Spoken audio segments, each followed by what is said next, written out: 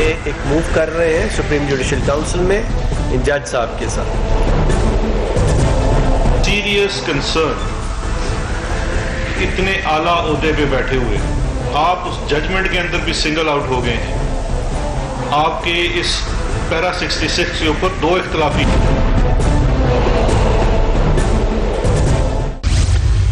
Army chief کی مدت ملازمت میں توسیع اور سنگین غداری کیس کے فیصلوں نے اداروں کے درمیان محاذرائی کی کیفیت پیدا کر دی. جنرل پرویز مشرف کے خلاف فیصلے پر پاک فوج کے شدید تحفظات. کیا حکومت آرمی چیف کی ملازمت میں توسیع کے فیصلے کے خلاف اپیل کرے گی؟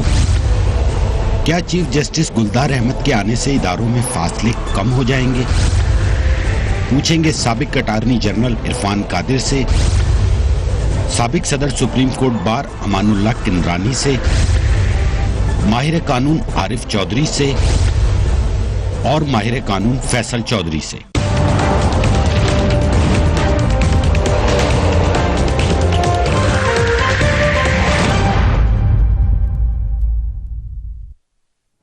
And a very warm welcome to the show. اس وقت پاکستان میں تمام نگاہیں عدلیہ کی جانب لگی ہیں. نئے چیف جسٹس گلزار احمد اپنا عہدہ سنبھال چکے ہیں. سابق چیف جسٹس آصف سعید کھوسہ اور ان کے دور کے فیصلے اب تاریخ کا حصہ بن چکے ہیں. لیکن ان کے دور کے آخری حصے میں ہونے والے جو 2 فیصلے تھے عدلیہ کے، انہوں نے پاکستان کی سیاست میں ہلچل مچا دی اور لگتا ہے کہ اس کے جو اثرات ہیں وہ بڑی دیر تک محسوس ہوتے رہیں گے.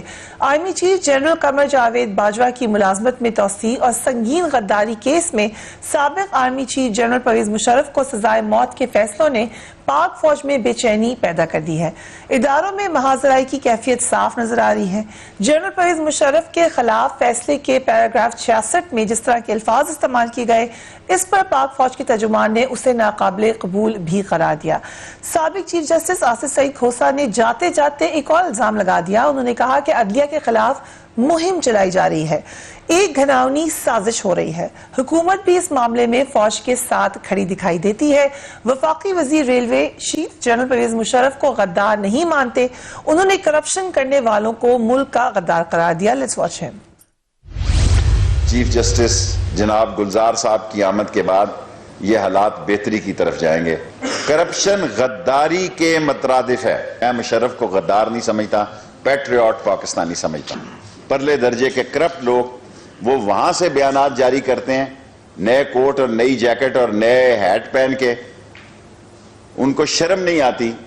کوئی پاکستان میں ایک شخص یہ ثابت کرے کہ مشرف نے 1 روپے کی منی لانڈرنگ یا کرپشن کی تھی. ملک کے تمام سیاستدان GHQ کے گیٹ نمبر 4 کی پیداوار ہیں. میں نے اس فیصلے کے 66واں پیرا ہے اس کی ڈٹ کے مخالفت کی ہے اور قائم ہوں. حکومت نے جسٹس وقار سیٹھ کے خلاف سپریم جوڈیشل کاؤنسل سے رجوع کرنے کا فیصلہ کیا ہے. اس حوالے سے وزیر قانون نے کیا کہا؟ لیٹس واچ ہم as well. کہیں پر بھی ایسی کوئی گنجائش نہیں ہے جس میں یہ لکھا جائے یا ایسی آبزرویشن دینے کا اختیار ہو کسی جج کو کہ کسی کی لاش کو نکال کے چوراہے پہ 3 دن تک اس کو رکھا جائے اور پھانسی دی جائے 3 دن تک. With due respect, یہ ایک unprecedented, despicable اور بہت ہی غلط آبزرویشن جج صاحب نے دی ہے. فیڈرل گورنمنٹ نے یہ ڈیسائیڈ کیا ہے کہ جسٹس وقار احمد سیٹھ کی ان آبزرویشنز کو دیکھتے ہوئے federal government supreme judicial council کو رجوع کرے گی. اور استدعا ہماری یہ ہے کہ ایسے جج صاحب کو پاکستان کی کسی ہائی کورٹ یا سپریم کورٹ کا جج ہونے کا کوئی اختیار نہیں ہے.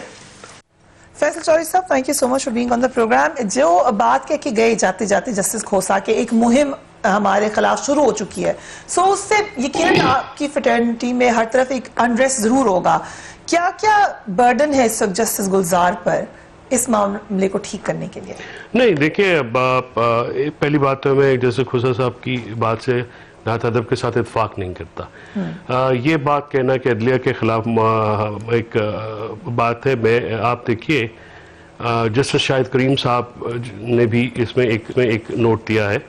آپ جو تنقید ہو رہی ہے اس میں ان کو تنقید کا ہدف نہیں بنایا جا رہا.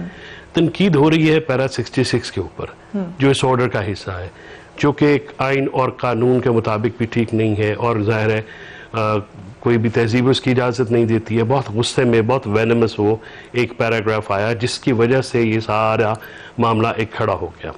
تو اس لیے میں عرض کروں گا کہ یہ جو ہے یہ کسی بھی ادارے کے خلاف محاذ آرائی یا وہ نہیں ہے. کیلکولیٹ غلط کیا ہے جسٹس کھوسا نے, کیوں کہیں گے وہ, کس وجہ سے کہہ رہے تھے؟ ان پر ڈائریکٹ تنقید ہوئی شاید اس لیے. ہاں شاید اس لیے وہ آئی تھنک کوئی ان کی, جس کے بعد میں پریس ریلیز بھی آ گئی تھی, تو انہوں نے وہ کہا تھا کہ کوئی ان کی میڈیا سے کوئی گفتگو کی شاید کوئی خبریں چلی تھی جن کے اوپر یہ بات تھی. Anyways nothing is against judiciary.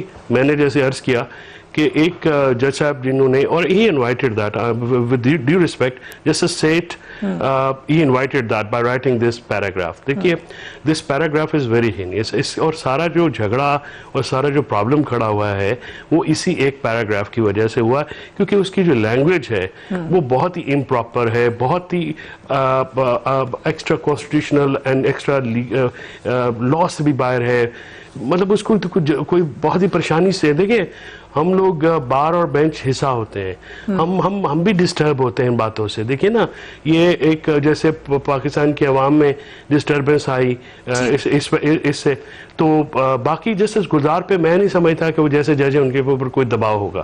دیکھیے اس سارے معاملے کا حل ایک ہے, اور وہ ہے supreme court of Pakistan. Supreme court of Pakistan میں بہت ہی بڑے جج بیٹھے ہیں, بہت ہی اچھے جج بیٹھے ہیں, بہت کونا مشق جج بیٹھے ہیں, اور جب یہ معاملہ وہاں پہ جائے گا قانون کے مطابق اس کو ڈیل کر لیا جائے گا. اور یہ جو انریسٹ ہے اس وقت, اس کو جو اضطرابی کیفیت ہے ساری, اس پہ اس کو ایڈریس کر لیا جائے گا. Answer is only and only Supreme Court of Pakistan.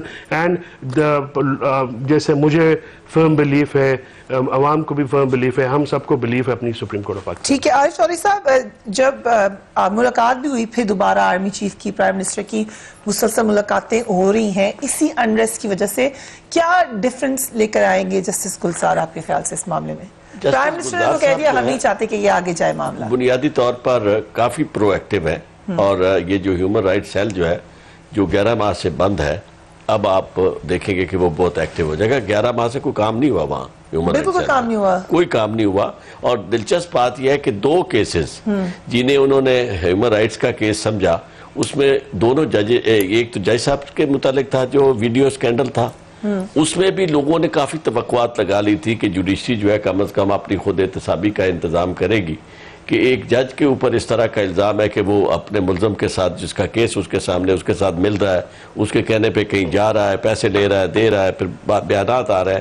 لیکن اس میں بھی انہوں نے بالکل ایسا ہی فیصلہ کیا کہ جو لوگ توقع نہیں کر رہے تھے, کہ یا تو اس میں ہاتھ نہ ڈالتے اگر آئے تھے تو پھر کوئی فیصلہ کرتے, یعنی بالکل فیصلہ اسٹیریو ٹائپ جنرل لا کا تھا, یعنی مطلب ہے کہ سیول پروسیجر کوڈ کا فیصلہ تھا, جبکہ ہیومن رائٹس میں انہوں نے اسے لیا. اور دوسرا جو تھا وہ پرویز یہ جو چیف آف آرمی سٹاف والا معاملہ تھا, چیف آف آرمی سٹاف والا معاملہ بھی بالکل ایک ایسی سٹیج پہ لیا گیا, مطلب ظاہر ہے کہ اس پہ جس طرح کی پیٹیشن آئی اسے انہوں نے لیا, لوگوں نے اسے اپریشیٹ کیا. کوئی زیادہ تر لوگ یہ تھے وہ سمجھتے تھے کہ یہ معاملہ چونکہ اتنی بڑی آفس سے متعلق ہے تو اس میں کوئی حرج نہیں ہے کہ اگر اس کا تعین ہو جائے, اور خاص طور پر جب آپ خود نہیں بتا سکتے اور بسیج کر رہے ہیں, منت کر رہے ہیں کہ جی ہماری رہنمائی کیجئے کورٹ سے, اور آپ کے پاس کوئی اس سے پہلے لا سوائے پریسیڈنٹس کے یا کنونشن جسے آپ کہہ رہے ہیں اس کے علاوہ کوئی ایسا. بٹ چودھری صاحب اس میں ایک اور اوپینین بھی تو تھا کہ جب وار ہوتی ہے تو معاملہ پیورلی پرائم منسٹر کا یا اس کے حالات کے مطابق ہوتا ہے, اس میں آپ لا بنا بھی دیں تو لیٹ سے اگر حالات ایسے ہوں جس میں اس پہ عمل نہ ہو سکے. نہیں, میں تو اس سے زیادہ آگے سمجھتا ہوں کہ یہ معاملہ بالکل پرائم منسٹر کا ہی ہے, کہ پرائم منسٹر نہیں کسی کو چیف آف آرمی سٹاف بنانا, اس میں کوئی اختلاف نہیں ہے, کیونکہ چیف آف آرمی سٹاف کے عہدہ بالکل مختلف ہے. نہیں, بات یہ نہیں ہے, بات وابڈا کے چیئرمین کے عہدے سے یا چیف جسٹس کے عہدے سے ان کے کام الگ الگ نہیں. میں آپ کو ایک عرض کروں, جو مثال دی گئی نا, وہ مثال یہ دی گئی کہ جس طرح چیف آف آرمی سٹاف کا آفس اسی طرح ہی ہے جس طرح اٹارنی جنرل کا آفس ہے. حالانکہ ایسی بات نہیں ہے, چونکہ چیف آف آرمی سٹاف جو ہے وہ سروسز کا آدمی ہے. جب آپ سروس سے تعلق رکھتے ہیں تو اس میں سارے وہ پرنسپل لیجیٹیمیٹ ایکسپیکٹنسی والا پرنسپل بھی آ جاتا ہے کہ اس جو آلریڈی آپ کی ججمنٹ ہے ججز کیس میں. So he picked up two very controversial things right at the بات اس میں ہم زیادہ کہ انہوں نے 2 وہ انتہائی کنٹروورشل ایشو دیے اور دونوں کا جو فیصلہ کیا وہ اس طرح کا نہیں تھا جتنی ہائپ کریٹ ہوئی.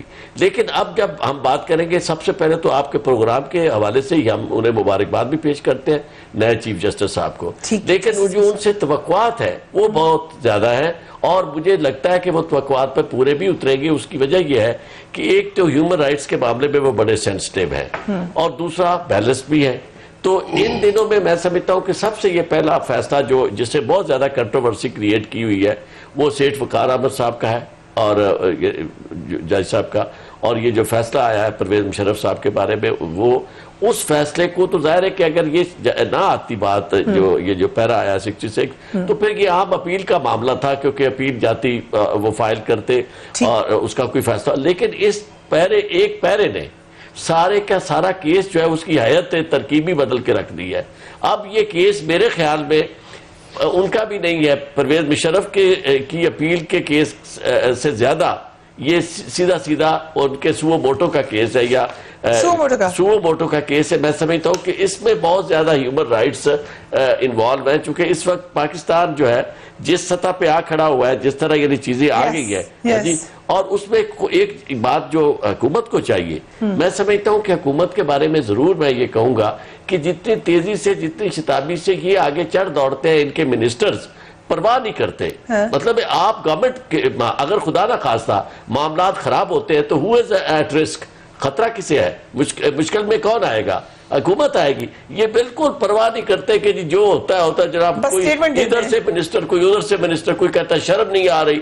بھائی جج صاحب ہے وہ چیف جسٹس ہے اس وقت سٹنگ چیف جسٹس انہوں نے ایک بہت ایسی بات جو کسی کوئی اسے انڈورس نہیں کر رہا کوئی اسے صحیح نہیں کر رہا وہ سیٹسفائیڈ ہو جائے گی اس کے کانسیکوینسز بھی وہ فیس کر رہے ہیں. سٹیٹمنٹس نہیں دینی چاہیے آپ کے خیال سے پولیٹیکل اینٹیٹیز کو ایسی سے خاص طور پہ گورنمنٹ کو. عرفان قادر صاحب thank you so much for being on the programme. Justice Asif Saeed Khosa نے بہت سارے فیصلے کیے اپنی زندگی میں لیکن یوسف رضا گیلانی نواز شریف صاحب پھر آرمی چیف کی مدت ملازمت میں توسیع یہ جو تمام معاملات کو اگر ہم دیکھیں اور پھر ان کے دور میں پرویز مشرف صاحب کے کیس کا بھی فیصلہ ہوا تو لیگیسی کیا ہوگی کھوسہ صاحب کی؟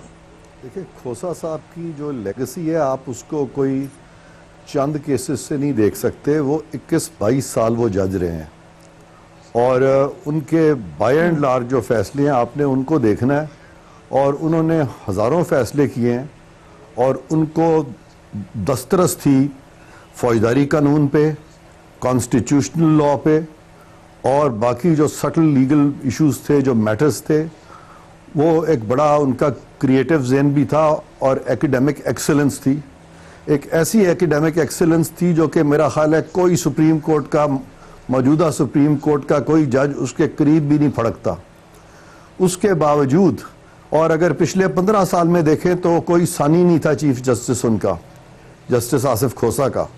لیکن انفارچونیٹلی کچھ ایسی چیزیں بھی ہوئیں جہاں پہ کہ وہ کرٹیسزم کا بھی شکار ہوئے اور وہ بالکل یہ کہنا کہ وہ فری فرام کرٹیسزم رہے تو وہ بھی بات صحیح نہیں ہے. لیکن قطع نظر اس سے کہ ان کے چند فیصلے جو ہیں اس پہ کنٹروورسیز بھی کریٹ ہوئیں اس کے باوجود میں سمجھتا ہوں کہ آصف کھوسہ لیگل پروفیشن کا ایک بہت بڑا نام ہے اور ان کی جو خدمات ہیں ان کو یاد رکھا جائے گا. کیا ہی اچھا ہوتا کہ ان کیسز کو وہ سنتے ہی نہ جہاں پہ کہ ان کے کوئی ذاتی یعنی ان کے کوئی اگر ریموٹ بائسز بھی تھے تو وہ کیسز اگر نہ سنتے. لیکن اس کے باوجود اوور آل اگر دیکھیں تو انہوں نے بہت خدمت کی ہے ادارے کی اور پروفیشن کی اور جوڈیشری کی. تو وہ بالکل ان دی لارجر کانٹیکسٹ وہ ایک بہت بڑے جج کے طور پہ یاد رکھے جائیں گے. لیکن جہاں پہ انہوں نے اینڈ کیا ہے عرفان قادر صاحب اس وقت ہمیں ایک خدشہ نظر آ رہا ہے اداروں کے کلیش کا. سو جسٹس گلزار کے بارے میں بتا دیں کہ ان سے کیا توقعات ہے آپ کو؟ ان کے بارے میں اس وقت کچھ نہیں کہنا چاہتا کیونکہ یہ تو ایک ہم لوگ جب کوئی آتا ہے تو تعریفیں شروع کرتے ہیں. یہ میں کسی کو نہیں کہہ رہا کہیں عارف چودھری صاحب سمجھے کہ شاید میں نے ان پہ کوئی چوٹ کی ہے. میں کسی پہ چوٹ نہیں کر رہا. میں عارف چودھری صاحب کی بھی عزت کرتا ہوں, ان کا بھی اپنی جگہ ٹھیک ہے, لیکن میرا اپنا ایک انداز ہے. میں ایسے کسی شخص کی تعریف نہیں کرنا چاہتا جو کہ ابھی ایک دن بھی ان کو نہیں ہوا چیف جسٹس کا. ان کو میں موقع دینا چاہتا ہوں کہ وہ خود اپنے کانڈکٹ سے, اپنے فیصلوں سے, اپنے رویے سے خود اپنی تعریف کروائیں. تو یہ میں اب ان پہ منحصر ہے کہ ان کے بارے میں کیا ورڈکٹ آئے گا. وہ ابھی چیف جسٹس بنے ہیں, ابھی ان کے بارے میں کچھ بھی کہنا جو ہے وہ قبل از وقت ہوگا. Right, we will take a break. اس کے بعد امان اللہ صاحب بھی ہمارے ساتھ موجود ہے, سابق صدر سپریم کورٹ بار کراچی میں موجود ہے, ان کے پاس چلیں گے رائٹ آفٹر بریک.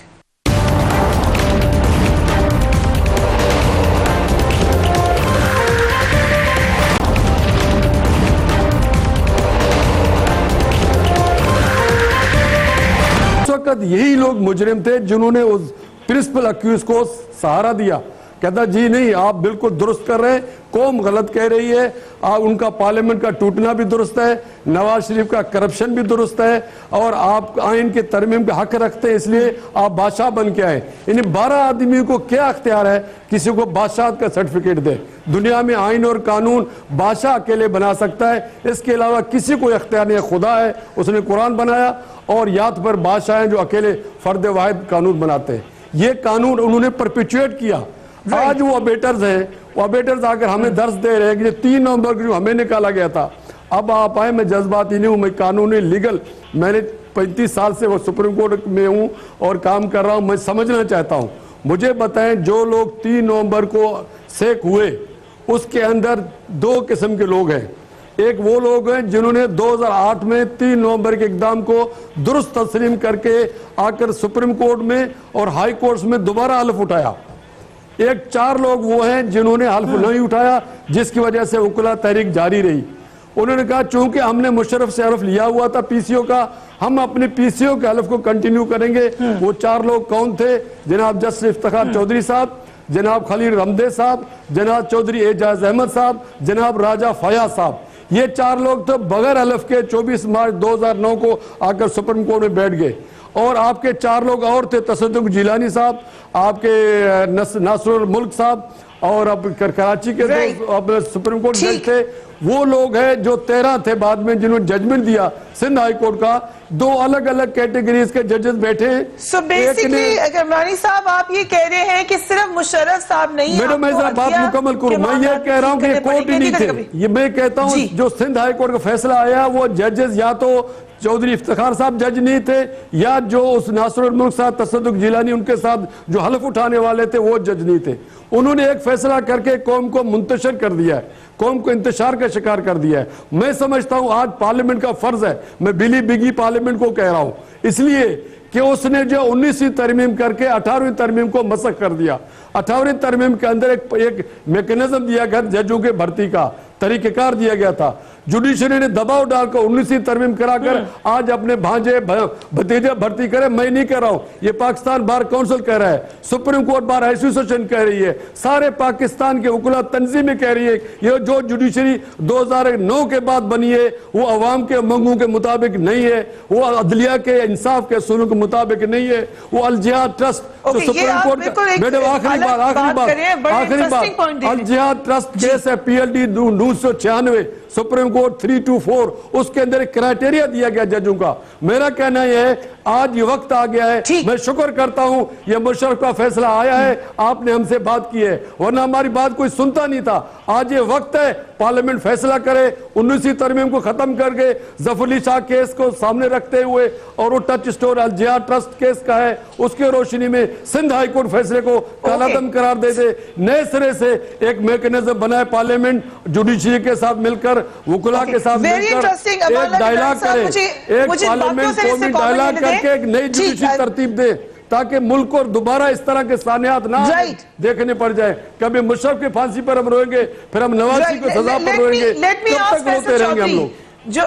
جو آپ نے بات ٹھیک ہے فیصل چودھری صاحب یہ ایک الگ بات کر رہے ہیں کمرانی صاحب. نہیں میں ریلیونٹ بات ہے, جب تک آپ سیدھا نہیں کریں گے, کہتے ہیں جب تک کنویں سے کتے کو نہیں نکالیں گے اس وقت تک جتنا مرضی پانی نکالیں, جتنا مرضی تبصرے کریں گے, آج نہیں کل کسی اور وقت میں آپ کو سوچنا پڑے گا. سر مجھے سوال پوچھنے دیں, کمرانی صاحب ذرا سوال پوچھنے دیں.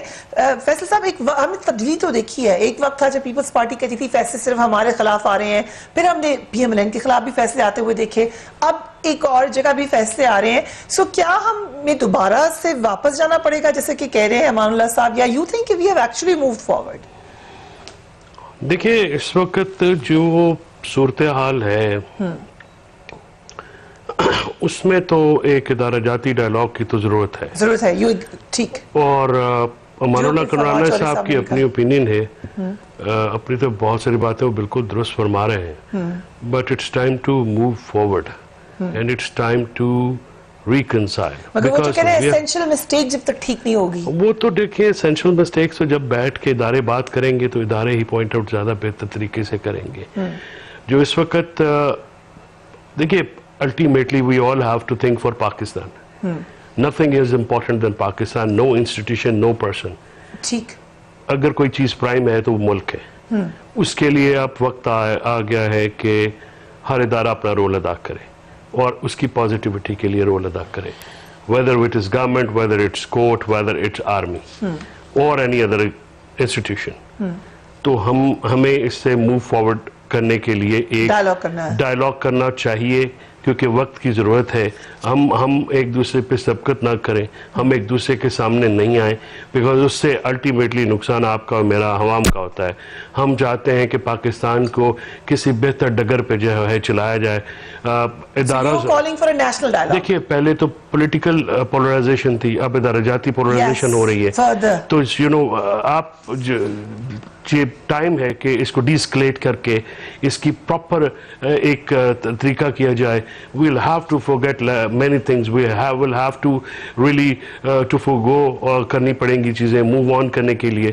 تو میرا خیال میں اب ایک وقت آ گیا کہ ہر شخص جس بھی کیپیسٹی میں ہے وہ نیشنل بلڈنگ اور نیشنل بلڈنگ کے لیے ایک رول ادا کرے. رائٹ. چودھری صاحب آپ کا کیا خیال ہے؟ بڑی تلخ باتیں کی ہیں امان اللہ صاحب نے بھی, لیکن کیا بہت سارے معاملات جوڈیشری کے اپنے اندر بھی مثلاً ہم سے بھی بڑے لوگ سوال کرتے ہیں کہ آپ لوگ جب کیس اٹھاتے ہیں تو مشرف صاحب کا کیس اٹھا لیتے ہیں, نواز شریف صاحب کے کیس پہ آپ نے ہزاروں لاکھوں پروگرامز کر دیے, کبھی ہمارا بھی سن لیا کریں, کبھی لوئر کورٹس کا بھی سن لیا کریں, جو بھی ہم لیگیسی کی بات کریں چیف جسٹس کی, لیکن مسلسل ہم یہ بات دیکھتے ہیں کہ لوئر کورٹس کا معاملہ وہیں کا وہیں رہتا ہے. پھر چیف جسٹس جاتے ہوئے کہہ کے ضرور جاتے ہیں کہ سوری میں دیکھ نہیں سکا اس کو. یہ تیسرے چیف جسٹس اسی قسم کی بات کر رہے ہیں, تو اسینشل مسئلہ تو وہیں کا وہیں ہے کام آدمی کا. آپ کی بات بالکل درست ہے. میں صرف اتنا کامنٹ کرنا چاہوں گا امان اللہ کنڈرانی پہ کہ امان اللہ کنڈرانی جس جگہ بیٹھے ہیں, جو وہ کام کر رہے ہیں, میں سمجھتا ہوں یہ ان کی ہمت ہے کہ وہ آج تک ابھی زندہ ہے اور پاکستان کے لیے ہے, چونکہ بہت زیادہ ایسی جگہ پہ جہاں گفتگو اس طرح کی کرنے نہیں دی جاتی, پاکستان کی بات نہیں کرنے دی جاتی. امان اللہ کنڈرانی مسلسل پاکستانی مجاہد کا کردار ادا کر رہے ہیں. اس لیے اگر کوئی بات ان کی تلخ بھی ہو تو میں سمجھتا ہوں وہ تلخ بات ان کی حقیقت پہ مبنی ہوتی ہے, دل کی بات ہوتی ہے اور ایک سچے پاکستانی کی بات ہوتی ہے. میں تو اس لحاظ سے انہیں عزت دیتا ہوں. جہاں تک آپ کی یہ بات ہے, میں سمجھتا ہوں کہ یہاں انصاف کا نظام مجھے واقعی بالکل یوں لگتا ہے کہ یہ چند معاملات کی طرف اس کی توجہ ہے. باقی جو اصل معاملہ ہے, کیونکہ ایک ودر پاکستانی, یہ بہت بڑا سوال ہے. عام آدمی جو ہے, کوئی خدا کے واسطے اس کی طرف توجہ دی جائے. پاکستان میں 12-14 سال سے کیسز نہیں فیصلہ ہو رہے, لوگ مر رہے ہیں, اور یقین مانے یہ آپ کے ناک کے تلے, یہ نہیں, یہ نیچے ناک کے نیچے یہ جو جوڈیشری ہے, اس میں کوئی عدالتوں کے پاس جگہ نہیں ہے بیٹھنے کی. جج جو امتحان پاس نہیں کر سکے ابھی تک, وہ جج بن کے بیٹھے ہوئے ہیں, اور انصاف نام کی چیز نظر نہیں آ رہی. اور ہم ہیں کہ بہت بڑی باتیں, مجھے بھی بڑا جی چاہتا ہے کہ جناب پرویز مشرف کے کیس کی بات کی جائے اور بڑی کی جائے, اور عدالتوں میں کا بھی جی چاہتا ہے کہ اس طرح کے کیسز کو پکڑے. لیکن اگر یہ ہم نے روش نہ بدلی تو اس کا نتیجہ یہ ہوگا کہ الٹیمیٹلی پاکستانی اس پورے سسٹم سے آئسولیٹ ہوتا چلا جائے گا, چونکہ اسے اس میں اپنی مداخلت نظر نہیں آتی. آپ دیکھیں نا ایک شخص آتا ہے کیس بھگتنے کے لیے, اسے پتا چلتا ہے کہ نہیں جناب آپ کیس یہاں تو پولیٹیکل کیسز ہو رہے ہیں. Yes. کتنا عرصہ ہو گیا ہے. ایک انتہائی امپورٹنٹ بات, میں آپ کے پروگرام کی مہربانی ہے کہ آپ نے اس طرف نشاندہی کی. یہ جو کے پی ہے نا, وہاں سپریم کورٹ کا بینچ نہیں جا رہا عرصے سے, لاہور نہیں جا رہا. رجسٹری جو ہے, رجسٹریز پہ کیسز اور کیسز ٹرانسفر نہیں ہو رہا ہے, یہاں نہیں آ رہے. اگر کوئی بڑی مہربانی ہوتی ہے تو کیس آتا ہے. اب وہ بیچارے لوگ جن کے کیسز وہاں ہیں, جن کی نسلیں غرق ہو رہی ہیں, ختم ہو رہی ہیں, اس انتظار میں کہ شاید یعنی کہ ایسے کیسز ہے کہ ملازم ہے, وہ نکلا ہے, نوکری سے نکال دیا, اس کا کیس چل رہا ہے سپریم کورٹ کے پاس, 5 سال 4 سال گزر گئے ہیں, وہ لاہور میں ہے, لاہور کا کیس یہاں نہیں آ سکتا, لاہور میں بینچ نہیں اویلیبل, اور بینچ اگر اویلیبل ہونا ہے تو وہ چھٹیوں میں ہونا ہے کہ جب ججز نے وہاں جانا ہے. تو ان چیزوں کی طرف توجہ دینی ضروری ہے, چونکہ پاکستان کے سب کو مسائل, یہ وہ چیزیں ہیں جو ہائی لائٹس میں ہیں. کہ جی فوری پکڑے جی سو بوٹو, جس طرح مطلب میں نے کیوں یہ کہا, میں کھوسا صاحب کے خلاف نہیں, بہت بڑے باس صلاحیت تھے, لیکن کیا وجہ تھی کہ پورا عرصہ یعنی انہوں نے ہیومن رائٹس کے معاملے کو ٹچ تک نہیں کیا. یعنی آپ دیکھیں کیا ہوا, یہ بات ان کے دور میں بھی میں نے کی, آج نہیں کہ میں آج کہہ رہا ہوں جب وہ نہیں ہے. 22 سے لانے کا مطلب یہ تھا کہ لوگوں سے جو فنڈامنٹل رائٹ ہے ہیبیس کارپس کا, وہ لے لیا جائے. رائٹ. اور اس طرح کی چیزیں کرنے کے بعد آپ ٹیکنیکل جسٹس اگر کرتے ہیں تو اس سے عام آدمی جو ہے اس کو تکلیف پہنچتی ہے. آج میں نے اگر توقع لگائی ہے وہ آنے والے چیف جسٹس سے, تو ان کی اس بیک گراؤنڈ پہ لگائی ہے کہ بنیادی طور پر وہ بہت زیادہ سینسٹیو ہے ان ایشوز پہ جو ہیومن رائٹس کے ایشوز ہیں, عام آدمی سے متعلق ہے. Everybody should be sensitive to these issues. قادر صاحب, آپ کا تو ذکر بھی کیا امان اللہ صاحب نے, لیکن اوورآل جوڈیشری کا کام تو یہی ہے کہ عام آدمی کو ریلیف ملے. یہ بڑے بڑے کیسز, بڑے بڑے ناموں پہ ہم بھی بڑے خوش ہوتے ہیں بات کر کے, ظاہر ہے اس میں وہ بڑے شوز بھی بڑے ہٹ ہو جاتے ہیں, لیکن عام عوام کا مسئلہ تو ادھر ہی ہے. تو کچھ اسینشلی غلط ہے ہماری جوڈیشل سسٹم کے ساتھ. دیکھیں یہاں پہ آپ جو بات کر رہی ہیں آپ صحیح فرما رہی ہیں, عارف چودھری صاحب بھی ٹھیک کہہ رہے ہیں, فیصل چودھری صاحب نے بھی جو خیالات کا اظہار کیا ہے میں بالکل اس سے متفق ہوں, لیکن کنرانی صاحب کی بات شاید ہم سمجھے نہیں ہیں. یہ جو عارف چودھری صاحب فرما رہے ہیں اور جو فیصل چودھری صاحب فرما رہے ہیں اور جو آپ بھی کہہ رہی ہیں, بالکل ہمیں وہ گولز اگر اچیو کرنے ہیں تو پھر ہمیں کنرانی صاحب کی بات کی طرف دھیان دینا چاہیے. کنرانی صاحب نے جو بات کی ہے وہ ان کو پتہ ہے یا پھر مجھ کو پتہ ہے, کیونکہ میں بھی بڑے سالوں سے یہ بات کر رہا ہوں. ہم بات کر رہے ہیں عدلیہ کی تشکیل 9 کی.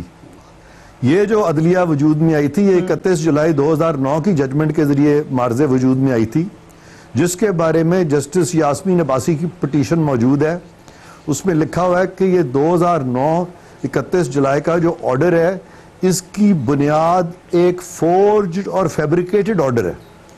وہ 3 4 6 صفحے کا جو انہوں نے اس پہ لکھے ہیں اور جو ڈاکیومنٹ ساتھ اپینڈ کیے ہیں وہ ابھی تک سپریم کورٹ میں چھپائے ہوئے ہیں, جو مجھے پتہ چلا ہے. اب یہ جو کنرانی صاحب نے ایک اور بڑی پتہ کی بات کی ہے وہ میں آپ کو سمجھا دوں تاکہ سب ہمارے دوست بھی سمجھ جائیں. انہوں نے کہا cat is out of the bag. ہوا کیا ہے, سارا کیس جنرل مشرف کے خلاف اتنا ہی ہے کہ پی سی او ججز, جن ججز نے جنرل مشرف کے پی سی او پہ اوتھ اٹھایا تھا, جب وہ نکالے گئے تو ان کو ایک خراش تک نہیں آئی. پاکستان میں کبھی بھی کسی ایکسٹرا کانسٹیٹیوشنل ایکشن پہ کبھی کوئی کسی کو مارا نہیں گیا, پیٹا نہیں گیا, قتل و غارت نہیں کی گئی. چند ججز نکال دیے گئے. انہوں نے بغض میں, غصے میں, ان کے جو آگے سے لوگ اپوائنٹ ہوئے تھے انہوں نے کہہ دیا کہ سزائے موت آپ دے دیں. کنرانی صاحب نے ٹھیک کہا, عرفان قادر کا نام لے کے, میں بالکل اپنا ذکر نہ کرتا. آج کنرانی صاحب نے کر دیا. ہاں میں بھی نکالا گیا تھا, میں کانسٹیٹیوشنل جج تھا, میں کوئی پی سی او جج نہیں تھا, لیکن میں نے کبھی اف تک بھی نہیں کی. میں نے ہمیشہ دل سے دعا دی ان ججز کو کہ اللہ میاں ان کے لیے اچھا کرے, ان کو کوئی نقصان نہ ہو. چاہے جائے کہ میں یہ سوچوں کہ چونکہ ہمیں غلط نکالا تھا لہٰذا ہم ان کو پھانسی دے دیں. یہ مائنڈ سیٹ ہے ہمارے لوگوں کا, جو مائنڈ سیٹ ہے کنرانی صاحب کا, میرا, ہمارے دل بڑے نرم ہیں. ہم تو ان کو سینے سے لگانے کے لیے ہمیشہ تیار رہتے تھے. اور میں نے جسٹس افتخار چودھری کو ایز اٹارنی جنرل باقاعدہ سمجھایا اور کہا کہ آپ بہت بڑا کام کریں گے اگر کہ یہ جو ہماری آپس کی ریشہ دوانیاں پیدا ہو گئی ہیں, یہ جو لائرز موومنٹ کے بعد, ہم اس کو دور کریں, اور آپ کر سکتے ہیں, اور اگر آپ نے یہ کیا تو آپ کا بڑا نام ہوگا. اس وقت انہوں نے اس بات پر غور نہیں کیا. پھر آپ کے بہت سے ٹی وی پروگرامز ہیں جہاں پہ کہ بہت سے فیصلے سپریم کورٹ کے آئے, جہاں پہ کہ دورہ معیار نہیں تھا بلکہ ملٹیپل سٹینڈرڈز تھے. میں نے کہا کہ خدا را ان فیصلوں کو ری وزٹ کریں. وہ بھی سمجھنے کی کوشش نہیں کی. وہ ثاقب کی تو عادت تھی, ثاقب نثار, وہ بیچارہ اتنا میگالومینیا کا شکار تھا کہ اس طرح کے جج جب وہ مسند ججی کی مسند پہ بیٹھتے ہیں تو وہ سمجھتے ہیں کہ ان کو تو عقل کل بن گئے ہیں. اور ان کو ایک بڑی عادت تھی کہ وہ جب بیٹھتے تھے وہاں پہ تو جب کورٹ میں اگر کوئی وہ بات کرتے تھے, اگر آپ دوسرا پوائنٹ آف ویو دیتے تھے تو وہ آپ کو اینڈ تک لیکچر دیتے رہتے تاکہ وہ جیتتے ہوئے نظر آئیں. اور میں ہمیشہ ان کے سامنے خاموش ہو کے ان کا جو وزڈم جس کو وہ سمجھتے تھے, جو کہ اکثر غلط ہوا کرتا تھا, میں خاموشی سے پھر اس کی ہاں میں ہاں ملا دیتا تھا. میں سوچتا تھا کہ میں اب ان سے کیا ڈالوں. اور انہوں نے جس طریقے سے بے دریغ استعمال کیا, یہ ہسپتالوں میں جانا شروع کر دیا, اور وہ جو کام کرنے کا نہیں تھا چیف جسٹس کا, اس کے ریئیکشن میں آصف کھوسا صاحب نے بالکل اپوزٹ کیا. تو میں اس وقت نہ کسی کی تعریف کروں گا نہ کسی کو ڈیفینڈ کروں گا. ہاں, عدلیہ کی تشکیل نو ہونی چاہیے. Cat is out of the bag, کیونکہ 31 جولائی کا فیصلے کی جو انکریکٹنس تھی, جو اس میں جو ناانصافیاں ہوئی تھیں, جو غلط بیانیاں ہوئی تھیں, اس میں وہ افواج پاکستان کو تب تک سمجھ نہیں آئیں.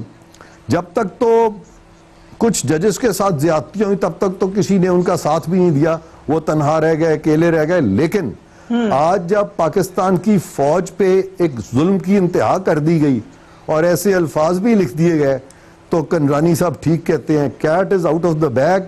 اور اب ایک آرڈیننس جو ہے نا, چھوٹا سا ایک آرڈیننس اگر آ جائے کہ ایسے فیصلے پچھلے 7, 8, 10 سال کے جس میں کہ کسی کو سنا نہیں گیا, جس میں کوئی فریق نہیں تھا, اگر اس کے خلاف کوئی فیصلہ ہے تو اس کو کالعدم ایک آرڈیننس کے ذریعے کریں, تو وہ آرڈیننس جو ہے وہ نہ صرف کہ قانون کے مطابق ہوگا, نہ صرف کہ کانشنس کے مطابق ہوگا, نہ صرف کہ پرنسپلز آف نیچرل جسٹس کے مطابق ہوگا, بلکہ اس سے نہ صرف انصاف کا بول بالا ہوگا, بلکہ ونس فار آل پاکستان کی جورسپروڈنس کے جو انکنسسٹنسیز ہیں وہ ختم ہو جائیں گی. اور یہ جو فیصلہ 31 جولائی کا دھڑام سے زمین پہ گرے گا, اور کچھ خرابی نہیں ہوگی, اس میں بینچ آٹومیٹکلی بیلنس ہو جائے گا. بہت سارے ججز جو ہیں ان کو پھر آپ کو ری اپوائنٹ کرنا پڑے گا, جو کہ 1-2 ہفتے میں ہو سکتا ہے. 1-2 ہفتے میں اچھے لوگ آپ اپوائنٹ کر سکتے ہیں. We will certainly اس کو ہم بار بار ڈسکس کریں گے. جو عرفان قادری صاحب نے وے آؤٹ بھی بتایا ہے, سو امان اللہ کمرانی صاحب سبھی نے ایگری کیا آپ سے, آپ بھی کوئی وے آؤٹ بتا دیں. بالکل, نیشنل ڈائیلاگ کا فیصل چودھری صاحب نے, عرفان قادری صاحب آرڈیننس کی بات کریں. کے پاس 2 تجربے, ایک اٹارنی جنرل کا بہت بڑا منصب ان کے پاس رہا ہو تجربہ, پھر ایز اے جج بہت سینئر جج آج ہوتے شاید وہ چیف جسٹس پاکستان ہوتے. مگر گزارش یہ ہے کہ یہی بھی حل ہے, مقصد اسی طرف جانا ہے. میں پھر تھوڑا سا ادب سے, جیسے عارف چودھری صاحب نے کہا میں بلوچستان کا رہنے والا ہوں, مجھے ان تلخیوں کا پتہ ہے. جناب علی, یہ اگر آپ نہیں کریں گے معذرت کے ساتھ, اس ملک کے اندر جو کچھ سوشل میڈیا میں آپ دیکھ رہے ہیں, جو جنگ چل رہی ہے, جو آپ کا جو ایکٹیو میڈیا ہے وہ نہیں دکھا پا رہا ہے. یقین کریں ملک کے اندر خانہ جائی کیفیت پیدا ہو رہی ہے. آپ کے فوج خلاف جو نفرت کی مہم چلائی گئی ہے, آپ اس کو زیادہ تر ڈیفینڈ نہیں کر سکتے. آپ نے بہت ساری چیزوں کو قانون اور اصول اور آئین کا درجہ دے دیا, جو ایسا نہیں ہے. میں خود ایک صوبے میں رہتا ہوں جہاں پروونشل اٹانومی کی بات کی جاتی ہے. میں اسی صوبے میں رہتا ہوں جہاں 1 یونٹ کے خاتمے کی بات کی گئی, یا وہ اس صوبے میں رہتا ہوں جہاں وسائل اور ساحل پر دسترس کی بات کی جاتی ہے. مگر آج میں پولیٹیکل ورکر بھی رہا ہوں, میں سینیٹ میں بھی رہا ہوں اور سینیٹر رہا ہوں. آج میں اقرار کرتا ہوں یہ جو پرنسپل ہے صوبہ خود مختاری وفاق کی موت ہے. آپ کے جو 1 یونٹ کا خاتمہ ہے بنگلہ دیش کی علیحدگی کا باعث ہے. اگر آپ کی آزادی ہے, یہ آپ کی آزادی ہے, آپ کی جو عدلیہ کی آزادی کے نام پر بیسیکلی یہ عدلیہ کو قتل کرنے کی بات ہے.